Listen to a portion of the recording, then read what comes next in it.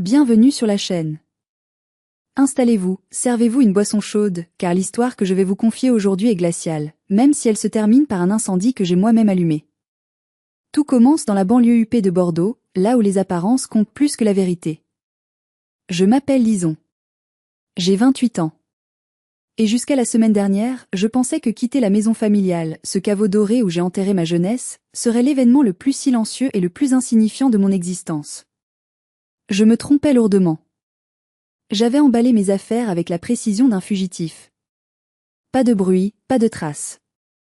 Des cartons scotchés à la hâte, des vêtements fourrés dans des sacs poubelles noirs pour aller plus vite, mes livres précieux serrés contre ma poitrine. J'ai attendu que la maison soit vide. J'ai attendu qu'ils partent à ce brunch dominical chic où ils aiment tant se montrer, ce brunch où je n'étais jamais invitée car je faisais tâche dans le tableau de la famille parfaite. J'ai chargé le dernier carton dans le camion de location. La pluie tombait de rue, une pluie fine et pénétrante typique de la Gironde, qui semblait vouloir laver les 7 dernières années de ma vie. Je me suis hissée sur le siège conducteur, le cuir froid du volant me glaçant les paumes. J'ai tourné la clé. Le moteur a rugi, couvrant le battement frénétique de mon cœur. Je n'ai pas regardé dans le rétroviseur. Je savais ce que j'y verrais, cette grande bâtisse bourgeoise aux volets bleus, impeccable, intimidante, menteuse. Au moment où je passais le portail en fer forgé, mon téléphone, posé sur le siège passager, a émis une vibration longue. Pas un appel. Une notification. L'écran s'est allumé, projetant une lumière spectrale dans la cabine sombre. C'était Facebook. Mazarine, ma sœur aînée, venait de me taguer. Mes mains tremblaient en déverrouillant l'écran. Je m'attendais à tout, mais pas à ça. Pas à cette violence gratuite. Une photo s'affichait. C'était ma chambre. Ma chambre vide, que je venais de quitter il y a à peine 10 minutes. Elle avait dû rentrer plus tôt que prévu. Sur la photo, le sol était nu, les murs blancs portaient encore les traces de mes cadres. Et la légende, mon Dieu, la légende. Enfin, la sangsue a dégagé. La maison respire enfin. Bon débarras. Hashtag nouveau départ, hashtag famille toxique, hashtag libération. J'ai senti un goût métallique dans ma bouche. Le sang. Je m'étais mordu la lèvre jusqu'au sang. Sous la photo, le compteur de likes s'affolait déjà. 1234 personnes avaient aimé ça. 1234 personnes validaient mon humiliation publique. Mais le pire, c'était les commentaires. Ils s'empilaient comme des briques pour construire le mur de ma honte. J'ai vu le nom de ma mère, Odile. Ma propre mère. Elle avait écrit « Enfin, je n'aurai plus à ramasser les tasses de café d'une ratée qui passe sa vie à jouer sur son ordinateur. Champagne ce soir. » Puis celui de mon père, Amaury. L'homme qui m'avait appris à faire du vélo. Il avait liké un commentaire d'une tante éloignée qui disait « Il était temps qu'elle apprenne la valeur de l'argent. Les chômeurs doivent se réveiller et arrêter de vivre au crochet des autres. » Je suis restée figée au milieu de la route, les essuie-glaces battant la mesure de ma sidération. Il ne se contentait pas de me laisser partir. Il me donnait un coup de pied au ventre sur le pas de la porte, devant le monde entier. Il célébrait mon départ comme on célèbre la fin d'une maladie. Avant de vous raconter comment j'ai transformé cette insulte publique en la pire erreur financière de leur vie, j'aimerais savoir d'où vous écoutez cette histoire. Est-ce que vous êtes à Paris sous la pluie comme moi ce jour-là, au Québec sous la neige, ou peut-être au soleil à Dakar ou Casablanca? Et quelle heure est-il chez vous en ce moment? Dites-le moi en commentaire, ça me donne l'impression de ne pas être seule face à mes souvenirs. Je n'ai pas pleuré. C'est étrange, on pense toujours qu'on va pleurer dans ces moments-là. Mais les larmes ne venaient pas. À la place, une froideur clinique a envahi mes veines. J'ai regardé l'écran, fasciné par leur audace. Ils pensaient que j'étais partie la queue entre les jambes. Ils pensaient que j'étais cette petite chose fragile, sans emploi, sans avenir, qu'ils avaient gentiment hébergée par charité chrétienne. Ils avaient oublié un détail. Un détail monumental. Un détail de 180 mètres carrés. Cette maison, dont Mazarine revendiquait la libération, cette maison n'était pas à eux. Elle n'était pas à mes parents. Elle n'était certainement pas à Mazarine. Elle était à moi. J'ai pris une capture d'écran. Clic, j'ai capturé les commentaires de ma mère. Clic, j'ai capturé le like de mon père. Clic, j'ai posé le téléphone. J'ai enclenché la première. Et pour la première fois depuis 7 ans, j'ai souri. Ce n'était pas un sourire de joie. C'était le sourire du bourreau qui vient déguiser sa hache. Il voulait jouer au tribunal public? Très bien. Mais ils avaient oublié que c'était moi qui tenais le marteau du juge. Pour que vous compreniez l'ampleur de la trahison, et pourquoi ma vengeance a été si méticuleuse, il faut remonter le temps. Il faut revenir 7 ans en arrière, au jour précis où les fondations de ce drame ont été coulées dans le béton du mensonge. J'avais 21 ans. Je venais de valider ma licence de lettres modernes, une rêveuse avec des livres plein les bras et une naïveté touchante. Dans ce monde de requins qu'était ma famille, j'étais le petit poisson rouge. Ma seule protection, mon seul rempart contre la superficialité de mes parents et la méchanceté de ma sœur, c'était ma grand-mère maternelle, Mamie Zélie. Mamie Zélie n'était pas une grand-mère comme les autres. C'était une femme de caractère, une ancienne résistante au sens propre comme au figuré. Elle avait les yeux vifs, les mains noueuses, et une détestation profonde pour l'hypocrisie. Elle voyait clair dans le jeu de sa propre fille, ma mère Odile. Elle voyait comment Odile dépensait l'argent qu'elle n'avait pas pour des sacs à main de marque, comment elle méprisait les gens inférieurs, comment elle avait élevé Mazarine, ma sœur aînée, pour devenir son clone narcissique parfait. Quand mamie est morte d'une crise cardiaque foudroyante, j'ai cru que le ciel me tombait sur la tête. Lors de l'enterrement, au cimetière de la Chartreuse, sous un ciel de plomb, je me tenais à l'écart, écrasée par le chagrin. Ma mère, elle, offrait une performance digne d'un César. Elle pleurait bruyamment, s'effondrait artistiquement dans les bras de mon père, jetant des regards en coin pour vérifier que les voisins la regardaient bien. Mazarine, cachée derrière des lunettes de soleil énormes, vérifiait discrètement ses notifications Instagram entre 2 sanglots simulés. 3 jours plus tard, la lecture du testament a eu lieu dans le cabinet feutré de maître Stanislas, le notaire de famille. L'air sentait la cire d'abeille et la cupidité. Mes parents étaient fébriles. Je les avais entendus la veille au soir faire des plans. Avec la vente de la maison de maman, on pourra enfin acheter cet appartement à Arcachon, disait mon père. Et on changera la voiture, ajoutait ma mère. Ils avaient déjà dépensé l'héritage avant même de l'avoir touché. Maître Stanislas, un homme sec et précis comme une horloge suisse, nous a fait asseoir. Il a ouvert l'enveloppe. Un silence de mort s'est abattu sur la pièce. Seul le bruit du papier qu'on déplie résonnait. Madame Zélie a rédigé un testament holographe 6 mois avant son décès, a commencé le notaire. Elle lègue la somme de 10 000 € à sa fille, Odile. Ma mère a eu un hoquet de surprise. 10 000 ? C'est tout ? Mais les comptes, l'assurance vie ? Tout a été utilisé pour des donations antérieures ou des frais médicaux, madame, a coupé le notaire sans lever les yeux. Quant au bien immobilier principal, la villa de Mérignac. Mes parents se sont penchés en avant, les yeux brillants. C'était le gros lot. La maison valait une fortune. Madame Zélie lègue la villa de Mérignac en pleine propriété à sa petite-fille, Lison. Le temps s'est arrêté. J'ai senti le sang quitter mon visage. J'ai cru avoir mal entendu. Mazarine a éclaté d'un rire nerveux, strident. C'est une blague ? Lison ? Mais elle est gamine. Elle ne sait même pas remplir un chèque. Mon père s'est levé, rouge cramoisi. C'est inadmissible. Odile est l'héritière réservataire. Nous allons contester. Maman n'avait plus toute sa tête. Maître Stanislas a levé une main impérieuse. Asseyez-vous, monsieur. Le testament est parfaitement légal. Madame Zélie a spécifié ses raisons. Je cite, « Je laisse ma maison à Lison car elle est la seule de cette famille à connaître la valeur d'un foyer. Je sais que les vautours rôdent et je veux que Lison ait un toit sur la tête quand ils essaieront de la dévorer. » La phrase a claqué comme une gifle. Mes parents se sont tus, humiliés, le visage blême.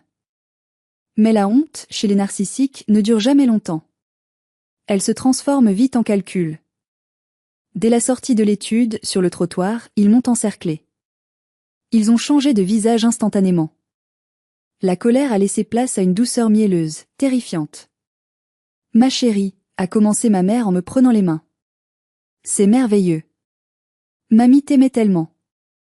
Mais tu te rends compte de la charge ? Les impôts fonciers, l'entretien, l'électricité. Tu es étudiante, tu n'as pas de revenus. tu vas te faire écraser par les dettes. On ne va pas te laisser tomber, a renchéri mon père avec son air de patriarche bienveillant. On est une famille. On va t'aider. Écoute, on va faire simple, on vient vivre avec toi. On s'occupe de tout. On gère la maison, les factures, les réparations. Toi, tu gardes ta chambre, tu finis tes études tranquilles. Tu n'auras rien à débourser. On te protège. J'étais jeune. J'étais en deuil. J'avais désespérément besoin qu'il m'aime, qu'il soit fier de moi. Je voulais croire à ce conte de fées familial. J'ai pensé que c'était un compromis équitable. J'ai pensé qu'en leur offrant un toit, ils me donneraient enfin un peu de respect. J'ai accepté. J'ai dit oui. Ce fut la plus grande erreur de ma vie. En disant oui, je venais de signer mon propre arrêt de liberté pour 7 ans. Je venais d'inviter les loups dans la bergerie, et je leur avais tendu les clés. Les premiers mois, ils ont joué le jeu. Puis, insidieusement, la dynamique a changé. Ils ont pris possession des lieux comme une armée d'occupation.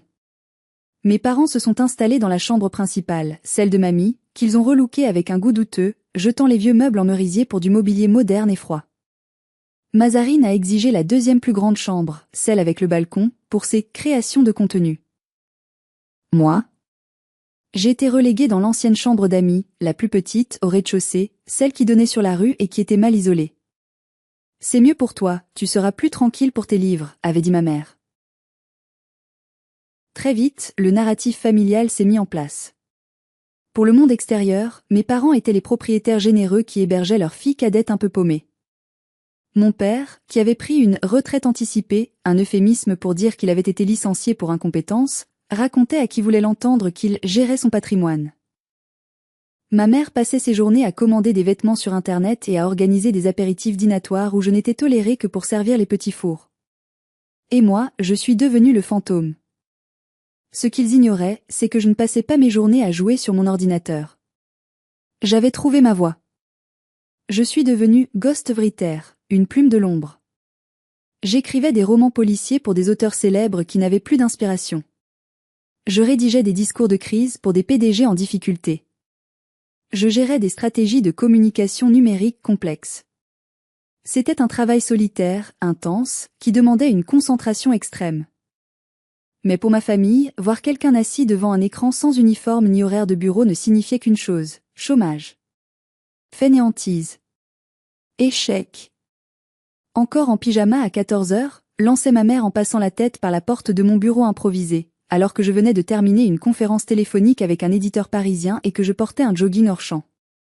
Si seulement tu avais le 10e de l'ambition de ta sœur. L'ambition de ma sœur. Parlons-en. Mazarine se levait à 11 heures, le visage bouffi de sommeil, et monopolisait la salle de bain pendant 1 heure. Ensuite, elle envahissait le salon MON Salon pour tourner ses vidéos TikTok. Coucou mes chéris. Aujourd'hui on parle de mindset et d'abondance. Comment attirer la richesse dans votre vie, hurlait-elle devant son anneau lumineux. Je devais marcher sur la pointe des pieds dans ma propre cuisine pour ne pas faire de bruit. Si je faisais couler un café trop fort, elle levait les yeux au ciel, exaspérée. Lisons, franchement. Un peu de respect pour ceux qui travaillent. On essaie de construire un empire ici. L'ironie était si épaisse qu'elle m'étouffait. Car voici la réalité financière de notre foyer. Officiellement, mes parents devaient payer les charges en échange du loyer gratuit. En réalité, ils oubliaient, toujours. Oh Lison, tu peux avancer la facture d'électricité ce mois-ci ? J'ai un souci de plafond bancaire, je te rembourse la semaine prochaine, disait mon père avec un sourire gêné. La semaine prochaine n'arrivait jamais.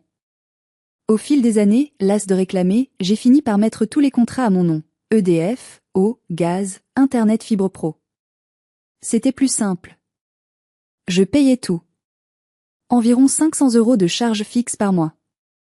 Plus une participation à la nourriture de 250 € en liquide que ma mère exigeait chaque mois, sous prétexte que la vie est chère et tu manges comme 4. Je gagnais très bien ma vie. Mes contrats me rapportaient entre 5 000 et 7 000 € par mois. Je ne dépensais rien. Je n'avais pas de vie sociale, pas de sortie, pas de vacances. Je thésaurisais. Je voyais mon compte en banque grossir en silence, tandis que celui de mes parents fondait à cause de leur train de vie insoutenable. Je me souviens d'un Noël particulièrement cruel, il y a 2 ans. J'avais utilisé mes économies pour acheter une montre connectée haut de gamme à mon père, pensant lui faire plaisir. Lors du repas de Noël, quand son frère est venu, mon père a relevé sa manche pour montrer la montre. Regarde ce bijou. C'est Mazarine qui me l'a offerte. Elle a du goût, hein? Ma fille aînée réussit tellement bien. Mazarine, qui lui avait offert une paire de chaussettes, a souri, complice. Elle a hoché la tête, acceptant le compliment sans ciller. J'étais assise juste en face. J'ai serré ma fourchette jusqu'à ce que mes jointures blanchissent. Je n'ai rien dit. J'ai avalé ma dinde sèche et ma dignité. Dites-moi honnêtement en commentaire, là, maintenant, à ma place, qu'est-ce que vous auriez fait? Auriez-vous renversé la table? Auriez-vous hurlé la vérité devant tout le monde?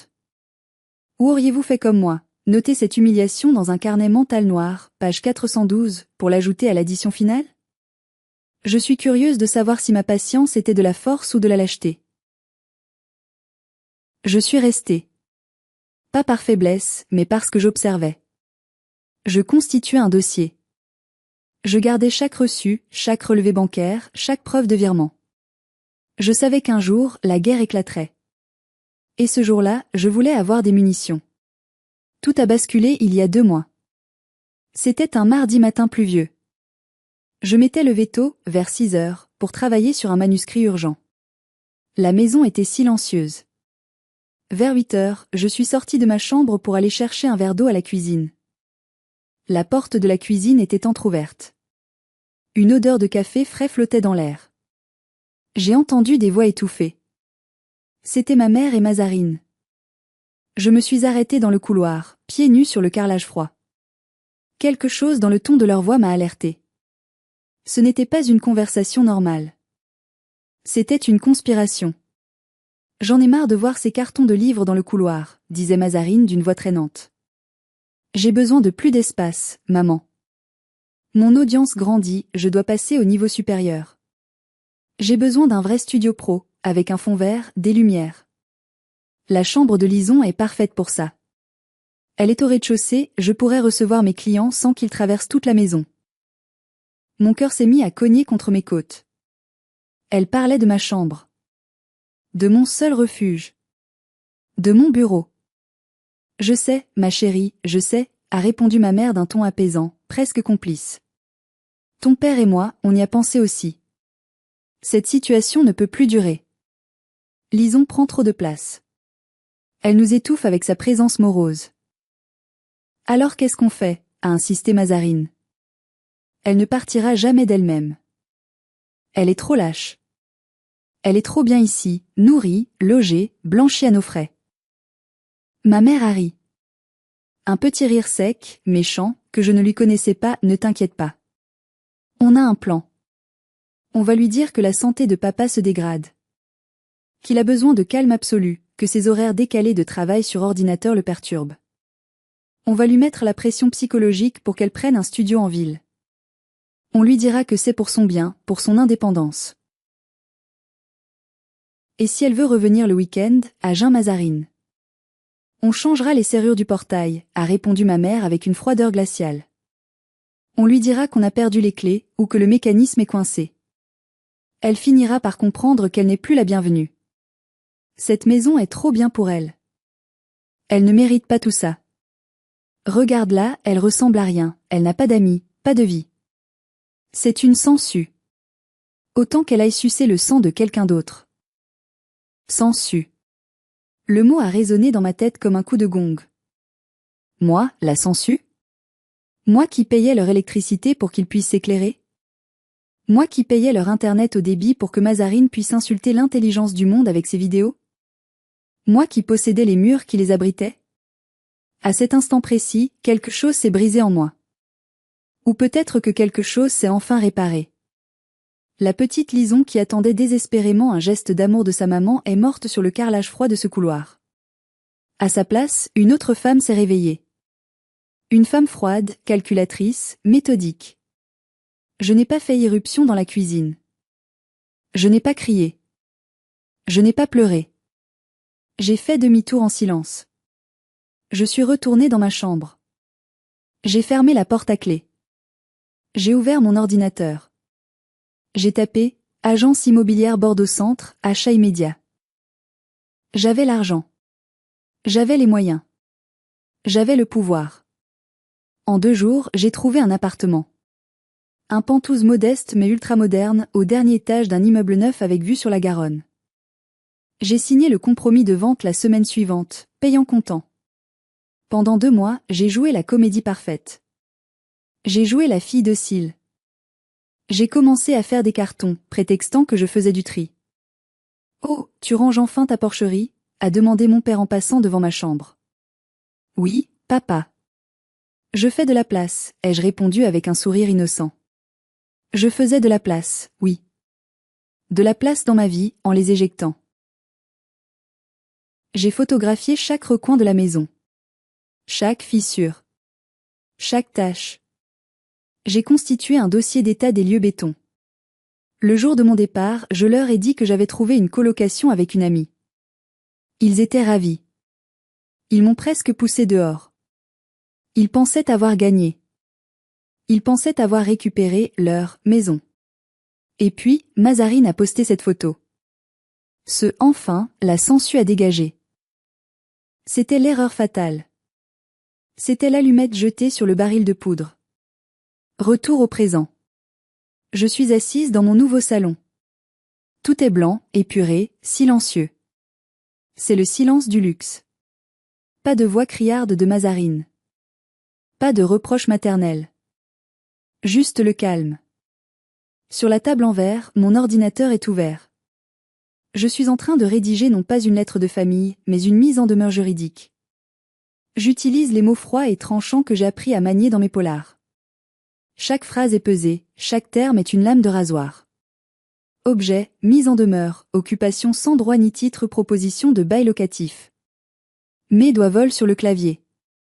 Cher Odile, Amaury et Mazarine, suite au départ définitif de Mademoiselle Lison, nom de famille, propriétaire légal et unique du bien immobilier situé au E-adresse, et en réponse directe aux déclarations publiques diffamatoires proférées par Mazarine sur le réseau social Facebook, le date qualifiant la propriétaire de sensu et des indésirables, je vous informe que les conditions d'occupation tacite et gracieuse de la propriété sont officiellement et immédiatement révoquées.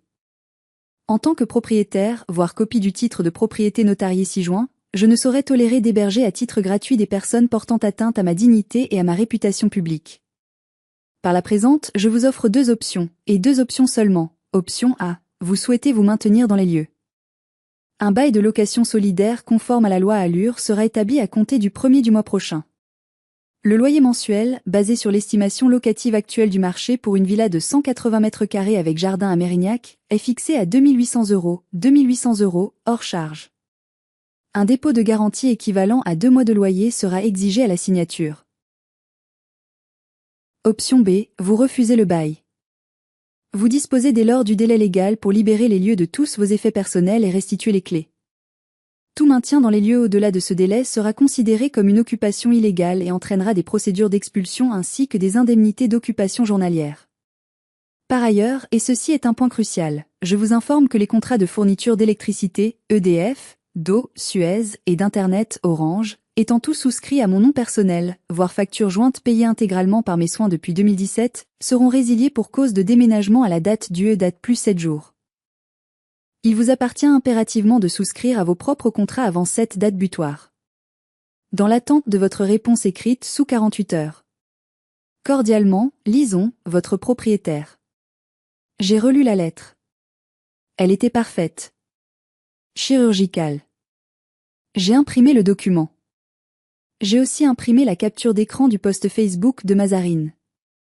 J'ai pris un surligneur jaune fluo et j'ai tracé un trait épais sur le mot « sensu ». J'ai agrafé cette image à la lettre, comme une pièce à conviction. Je suis allé à la poste centrale. J'ai envoyé le courrier en LRAR, lettre recommandée avec accusé de réception. En France, c'est l'arme absolue. Une fois l'accusé signé, personne ne peut dire « je ne savais pas ». J'ai aussi envoyé une copie numérique par email pour être sûr que l'impact soit immédiat. Je suis rentré chez moi. Je me suis versé un verre de vin blanc, un chablis bien frais. Je me suis assise sur mon canapé face à la baie vitrée. Et j'ai attendu. Il a fallu exactement 14 minutes. Mon téléphone, posé sur la table basse, s'est mis à vibrer. L'écran affichait « Mazarine ». Je n'ai pas répondu. 1 minute plus tard, « Maman ». Je n'ai pas répondu. Puis papa. Puis le téléphone fixe de la maison. En 1 heure, j'avais 24 appels manqués et 33 messages. J'ai écouté le premier message vocal de Mazarine. Sa voix ne tremblait pas de peur, elle tremblait de rage pure. Lisons. C'est quoi ce délire? T'es complètement malade ou quoi?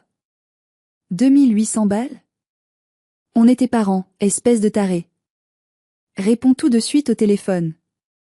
C'est une blague, hein? C'est parce que j'ai posté la photo? T'es vraiment susceptible, ma pauvre fille, c'était de l'humour. Rappelle-moi où je débarque. Le deuxième message était de ma mère. Le ton était différent. Elle pleurait. Mais c'était des larmes de manipulation, je les reconnaissais entre mille. Lisons, ma chérie. Je ne comprends pas. On t'a tout donné. On t'a logé pendant 7 ans alors que tu ne faisais rien. Et tu nous demandes de l'argent? Tu veux nous mettre à la rue? Ton père est livide, il a des douleurs dans la poitrine. Tu vas le tuer, lisons. Tu veux avoir la mort de ton père sur la conscience? Rappelle-nous, on va oublier cette lettre ridicule. Je n'ai pas répondu aux appels.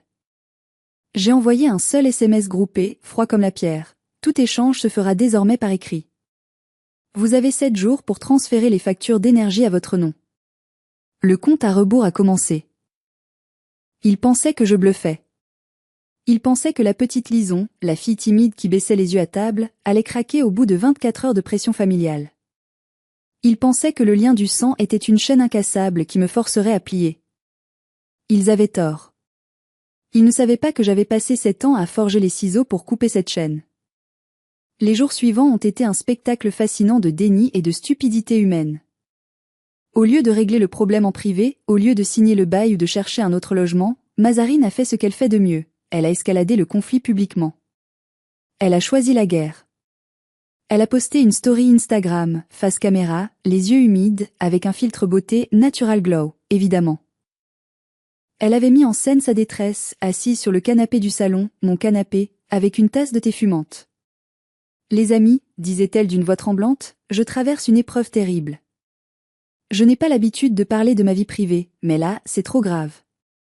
Ma propre sœur, que nous avons soutenue pendant des années alors qu'elle était en dépression et sans emploi, essaie de nous escroquer.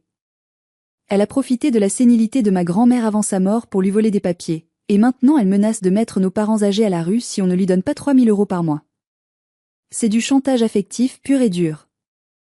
J'ai besoin de votre soutien. #famille toxique, #manipulatrice, #justice pour mes parents. Ses followers, une armée de gens qui ne connaissaient rien à l'histoire et qui buvaient ses paroles, ont commencé à s'agiter. Ils ont trouvé mon profil Facebook grâce au tag précédent de Mazarine. J'ai commencé à recevoir des messages de haine d'inconnus. Monstre. Ingrate. Comment oses-tu faire ça à ta famille? Honte à toi. Ma mère m'a envoyé un message triomphant. Tu vois ce que tu provoques? Tout le monde sait qui tu es maintenant. Arrête ça tout de suite, reviens à la maison, demande pardon à ta sœur à genoux, et on déchirera ton bail ridicule. On dira que c'était un malentendu. C'était leur stratégie depuis toujours, l'intimidation par la honte. C'est très efficace en France, où le « qu'en dira-t-on » est roi, surtout dans notre milieu bourgeois. Ils pensaient que j'allais paniquer, que j'allais supplier pour qu'ils arrêtent. Mais ils avaient oublié un détail crucial, je suis une professionnelle de la gestion de crise. C'est mon métier. Je gère des « bad buzz » pour des multinationales. Je sais comment fonctionne l'opinion publique. Mazarine jouait aux dames avec des pions en plastique, alors que je jouais aux échecs en 4D. J'ai préparé ma riposte.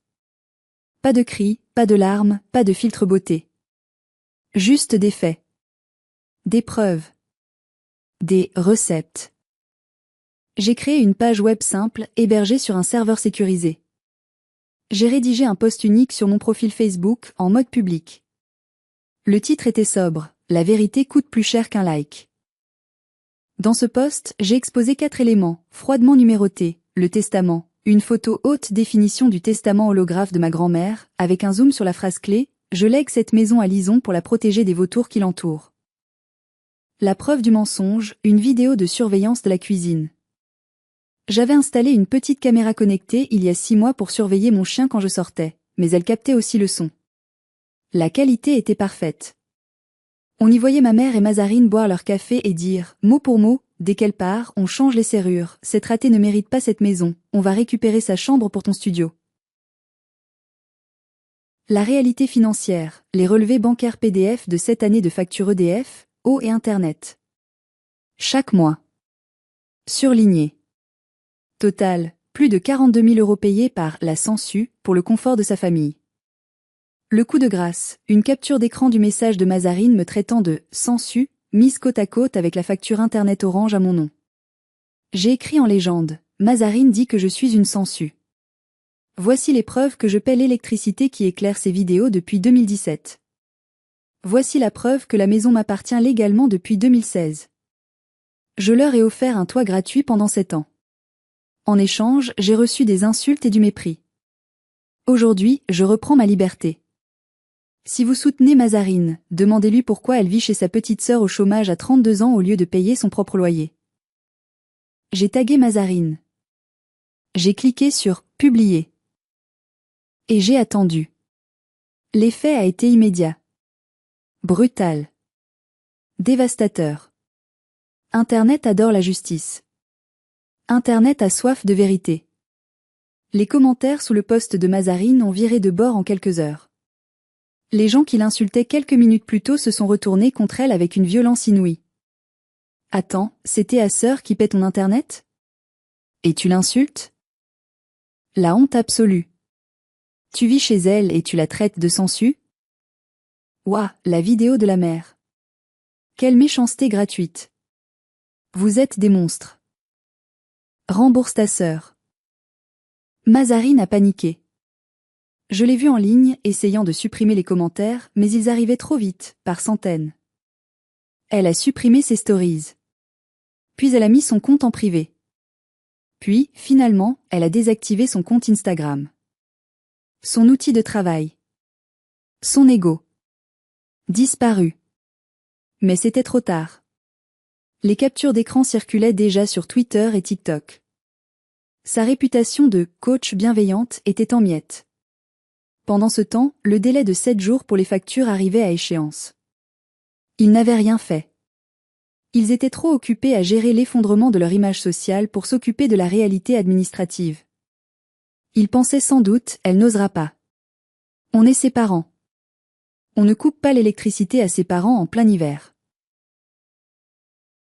Le 7e jour, à 8 heures du matin précise, j'ai pris mon téléphone. J'ai composé le numéro du service client d'EDF. Bonjour, je suis titulaire du contrat OE adresse. J'ai déménagé définitivement. Je souhaite la résiliation immédiate du service. Très bien madame. La coupure se fera à distance via le compteur Linky dans l'heure. J'ai raccroché. J'ai fermé les yeux et j'ai imaginé la scène. Mazarine devait être sous la douche. Mon père devait faire griller ses tartines. 1 heure plus tard, mon téléphone a sonné. C'était mon père. J'ai laissé sonner. Il a rappelé. Encore. Encore. Il a laissé un message. Sa voix n'était plus arrogante. Elle n'était plus mielleuse. Elle était terrifiée. Lisons. Il n'y a plus de lumière. Le frigo s'est arrêté. La box internet est éteinte. Maman pleure dans le noir. S'il te plaît. Rappelle-nous. On ne peut pas rester comme ça. Je n'ai pas souri. Je n'ai ressenti aucune joie sadique. Juste un profond soulagement. La coupure n'était pas une vengeance. C'était une conséquence. La conséquence logique et inévitable de l'inaction. Essayez d'imaginer la scène. Une grande villa bourgeoise, volet électrique fermé, et bloquée en position fermée car il n'y a plus de courant, plongée dans le silence absolu et l'obscurité. Plus de ronronnements rassurants du réfrigérateur américain rempli de nourriture qu'il ne pouvait plus payer. Plus de bip du micro-ondes. Plus de lumière bleue des écrans de télévision géants. Et surtout, plus de Wi-Fi. Pour Mazarine, c'était comme si on lui avait coupé l'oxygène. Elle était coupée du monde, coupée de son audience, seule face à elle-même dans le noir. Ils ont essayé de remettre le courant. Bien sûr qu'ils ont essayé. Mon père, pris de panique, a appelé EDF en hurlant sur le pauvre conseiller au bout du fil. J'imagine la conversation, car je connais par cœur les procédures. Mais remettez le courant. C'est ma maison. Monsieur, quel est votre numéro de contrat? Je n'en ai pas, c'est au nom de ma fille. Êtes-vous le propriétaire ou le locataire en titre? Non, enfin, c'est compliqué.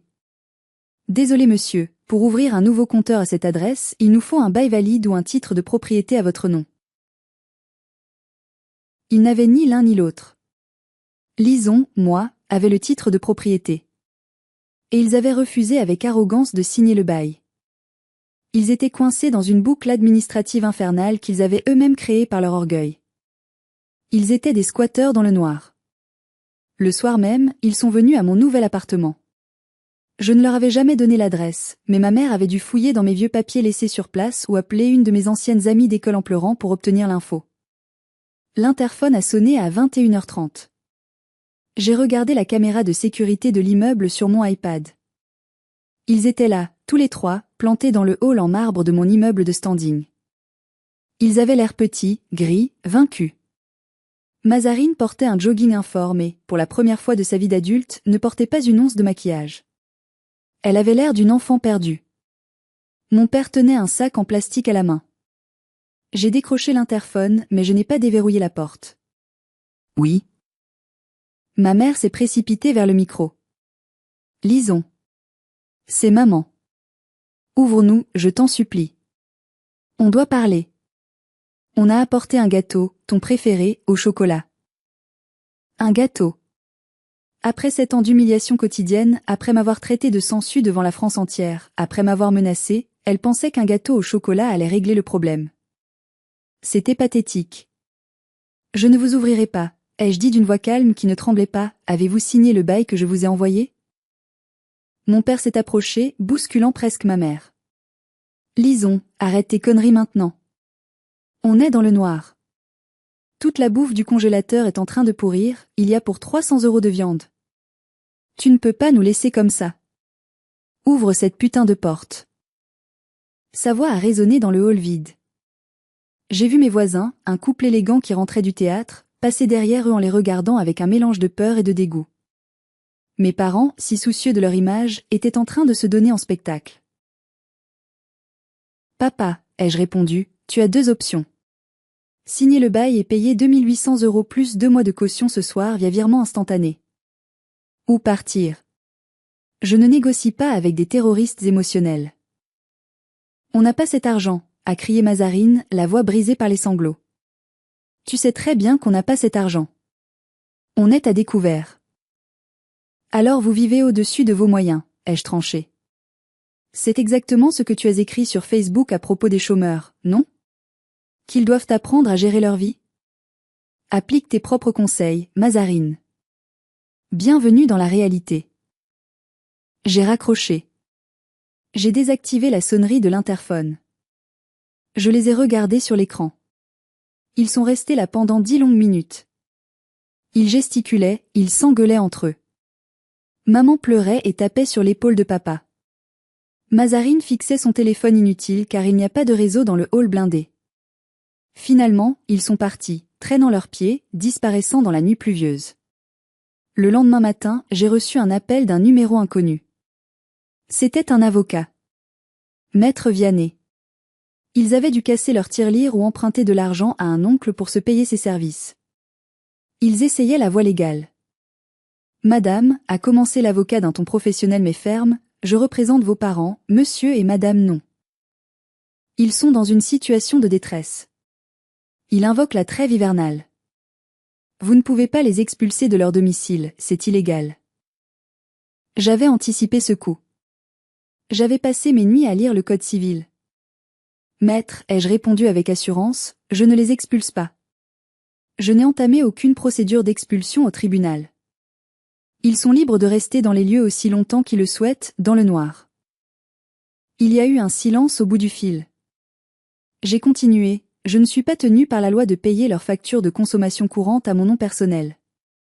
J'ai résilié mes contrats car je n'habite plus là. S'ils veulent de l'électricité, ils doivent ouvrir un compteur. Pour ouvrir un compteur, ils doivent justifier de leur droit d'occupation. Pour cela, ils doivent signer un bail. Je leur ai offert un bail. Ils refusent de le signer. Je suis dans une impasse, maître. Aidez-moi. Que dois-je faire? Dois-je payer pour des gens qui refusent de reconnaître qu'ils vivent chez moi? L'avocat a marqué un long silence. Il a compris. J'étais blindé juridiquement. Ils n'étaient pas des locataires protégés, ils étaient des occupants sans titre ni droit qui refusaient de régulariser leur situation. Et la coupure d'énergie n'était pas de mon fait direct contre eux, c'était une conséquence administrative de mon départ. Je vais voir avec mes clients, a-t-il bafouillé, moins sûr de lui. Il n'a jamais rappelé. Il a dû leur expliquer la réalité crue, ils n'avaient aucune chance. S'ils allaient au tribunal, non seulement ils perdraient, mais je pourrais réclamer des indemnités d'occupation rétroactives pour les 7 dernières années. Ils risquaient la ruine totale. La fin n'a pas été un grand feu d'artifice hollywoodien. Ce fut une implosion lente, misérable et odorante. Au bout de 5 jours sans électricité, sans eau chaude, sans chauffage, l'odeur dans la maison de Mérignac est devenue insupportable. L'odeur de la nourriture avariée dans le congélateur décongelé, l'odeur de l'humidité qui s'installait, et surtout l'odeur de la défaite. Ils ont capitulé. Mazarine m'a envoyé un email, le premier message poli et sans faute d'orthographe en 20 ans. On part. Dis-nous juste quand on doit rendre les clés. On ne veut plus jamais te voir. Je n'ai pas répondu « Je vous aime ». J'ai répondu « État des lieux de sortie vendredi à 14 h avec huissier de justice. Soyez prêts. » Je n'y suis pas allé seul. J'ai engagé un huissier de justice, maître Dupin, un homme imposant et impassible, pour faire l'état des lieux. Je ne voulais pas être seul dans une pièce avec eux. Je voulais un témoin officiel, un tampon entre leur haine et ma sérénité. Le vendredi, je suis arrivé dans ma voiture neuve, une petite Audi que je m'étais offerte avec ma dernière prime. Je me suis garé devant le portail. Ils étaient là. Le contraste était saisissant. La maison, jadis si fière, semblait déjà abandonnée. Le jardin était jonché de détritus. Des cartons mal faits s'empilaient dans le salon, scotchés de travers. Mon père ne m'a pas regardé. Il fixait ses chaussures, le dos voûté. C'était un homme brisé par sa propre fierté. Il avait vieilli de 10 ans en une semaine. Ma mère avait le visage bouffi, les yeux rouges. Quand elle m'a vu, elle a eu un sursaut. Elle a essayé de s'approcher de moi, peut-être pour me gifler, peut-être pour m'embrasser, je ne le saurai jamais car l'huissier s'est interposé discrètement. Lison, a-t-elle craché, tu es contente? Tu as détruit ta propre famille. J'espère que ton argent te tiendra chaud la nuit quand tu seras seul. J'ai regardé ma mère. J'ai regardé cette femme qui avait laissé sa fille payer ses dettes en secret tout en la traitant de ratée en public. J'ai cherché une émotion en moi. De la tristesse? De la colère? Il n'y avait rien. Juste du vide. L'argent ne tient pas chaud, maman, ai-je dit doucement. Mais le respect de soi, oui. Et pour la première fois de ma vie, je n'ai pas froid. Mazarine est descendue de l'étage. Elle traînait une valise Louis Vuitton, probablement une contrefaçon, maintenant que j'y pensais. Elle m'a lancé un regard de haine pure, un regard qui aurait pu tuer si les regards étaient des balles. Tu vas le payer, a-t-elle sifflé entre ses dents. Karma is a bitch. Tu finiras seul. Le karma a déjà frappé, Mazarine, ai-je répondu en balayant la maison vide de la main. Regarde autour de toi. C'est toi qui as invoqué tout ça avec ton post Facebook. Tu voulais de l'attention? Tu en as eu. Tu voulais que la sangsue parte? Je suis parti. Et j'ai emporté la lumière avec moi. Ils ont chargé leurs affaires non pas dans un camion de déménagement professionnel, mais dans une petite camionnette de location bas de gamme et dans la vieille voiture de mon père. J'ai vu mon père, à 60 ans, soulever des cartons lourds, manquant de tomber. J'ai ressenti une pointe de pitié. Juste une microseconde. Puis je me suis souvenu du commentaire qu'il avait liqué, les chômeurs doivent apprendre à vivre. Il apprenait. C'était une leçon tardive, douloureuse, mais nécessaire. L'huissier a fait son travail. Il a noté les dégâts, parquet rayé par les talons de Mazarine, trous dans les murs pour accrocher des tableaux, taches sur la moquette. J'ai retenu la totalité de la caution morale, que je ne leur avais jamais demandée. Quand la dernière voiture a franchi le portail, j'ai sorti mon téléphone. J'ai changé le code du digicode immédiatement via l'application. Bip. Bip. Bip. Verrouillé. Je suis rentrée seule dans la maison vide. Elle résonnait. J'ai marché jusqu'à la chambre de Mamie Zélie. J'ai ouvert la fenêtre. L'air frais de l'après-midi est entré, chassant l'odeur de renfermés, l'odeur de leur parfum bon marché, l'odeur de leur méchanceté. J'ai sorti mon téléphone. J'ai appelé une agence immobilière que j'avais déjà contactée. Allô? Oui, c'est Lison. La maison est libre. Vous pouvez mettre l'annonce en ligne. Oui, vente immédiate. Je veux tourner la page. Je ne voulais pas vivre ici. Cette maison était imprégnée de toxicité. Je voulais l'argent pour construire mon propre empire, loin d'eux, loin de Bordeaux, loin de ce passé. 6 mois ont passé depuis ce jour. La maison a été vendue en 3 semaines. Le marché était bon. J'ai touché une somme considérable. J'ai investi cet argent dans la création de mon propre cabinet de conseil en communication de crise. L'ironie est délicieuse, l'expérience traumatisante avec ma famille m'a donné une expertise unique. Je sais comment détruire une réputation, et je sais comment la protéger.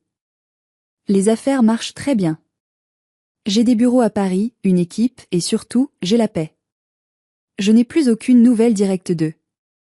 Je les ai bloqués partout. Mais le monde est petit, et les nouvelles filtrent. Je sais, par des cousins éloignés qui ont repris contact avec moi, étonnamment, maintenant que je suis une femme d'affaires à succès, la famille éloignée m'adore, que leur vie est dure. Ils ont dû emménager dans un petit appartement étroit en location, dans une zone HLM en périphérie de la ville, loin des quartiers chics qu'ils aimaient tant. L'ambiance dans leur petit appartement est infernale. Ils se blâment mutuellement pour leur chute. Mon père blâme ma mère de l'avoir poussé à dépenser sans compter pendant des années. Ma mère blâme Mazarine d'avoir posté cette maudite photo sur Facebook qui a tout déclenché. Mazarine me blâme moi, bien sûr. Elle est la victime éternelle. Mais la réalité les a rattrapés. Mazarine a dû prendre un travail. Un vrai travail. Elle est caissière dans un supermarché. Je l'imagine, scannant des articles, bip, bip, bip, en pensant à sa vie d'avant, à ses rêves d'influenceuse brisés. Ma mère a dû vendre ses bijoux pour payer les dettes. Mon père fait quelques missions d'intérim pour compléter sa maigre retraite. Parfois, le soir, quand je suis assise sur ma terrasse à Paris, regardant les lumières de la ville, un doute m'assaille. Est-ce que j'ai été trop dure? Est-ce que j'aurais dû leur laisser plus de temps? Est-ce que j'aurais dû être la plus grande personne et continuer à subir en silence au nom de la famille? Puis je repense à ce mot. Un seul mot. Sansu. Et je réalise que j'ai fait la seule chose possible. On ne négocie pas avec un parasite. On ne nourrit pas un cancer. On le retire.